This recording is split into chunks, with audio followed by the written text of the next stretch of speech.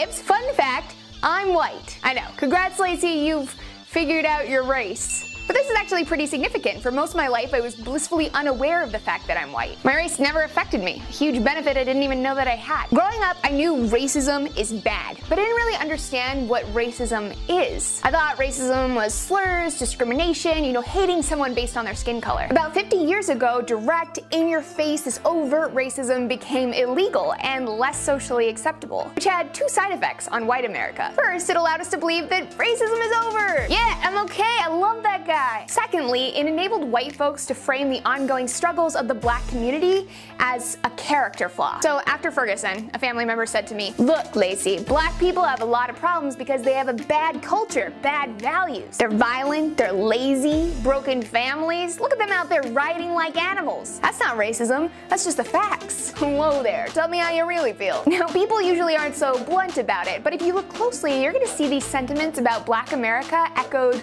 everywhere. So I taught school for 20 years. A lot of people of color who didn't want to work as hard, they wanted it given to them. They don't make a living for themselves. They just drop out of high school. I'm gonna have kids. I'm gonna get a welfare check. I'm gonna get my GED.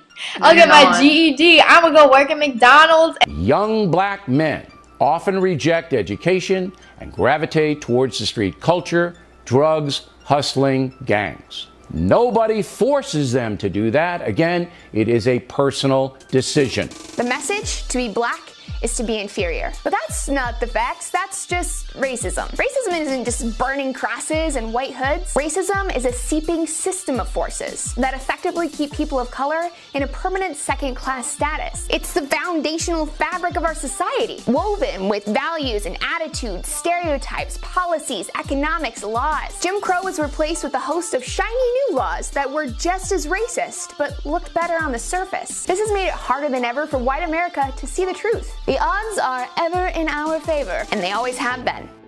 Let's take a stroll down memory lane. Stop 1.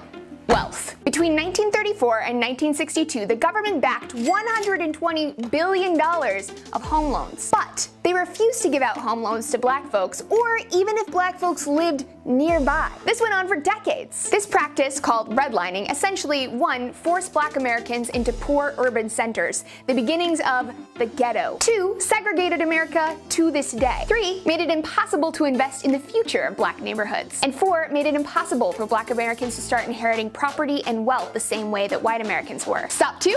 Education. Property taxes fund schools, which means that families that live in nice houses, maybe ones they got with the help of the government, get a better education. Better education means more opportunities, more resources, more connections, more jobs, more money, money, money. Stop 3. Jobs. The lack of educational opportunities meant that many black folks were relegated to low-wage manual labor. Today, when looking at this same exact resume, employers are 50% more likely to call back a resume labeled with a white-sounding name. Stop 4. Mass incarceration. Shortly after the civil rights movement, prisons became privatized for-profit businesses. Fill those cells, make those dollars, and they did. The prison population shot up from 200,000 to 2.4 million.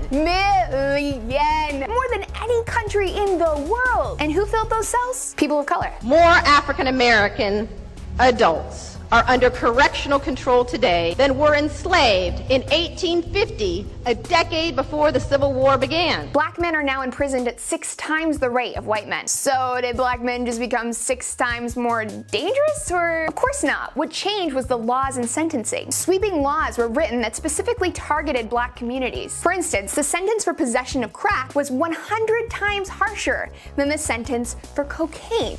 Stop 5. Racial profiling. It wasn't just harsher sentencing. Communities of color are also policed more harshly. One of the few memories I have of my dad as a kid is seeing him yelled at and questioned by police on the street.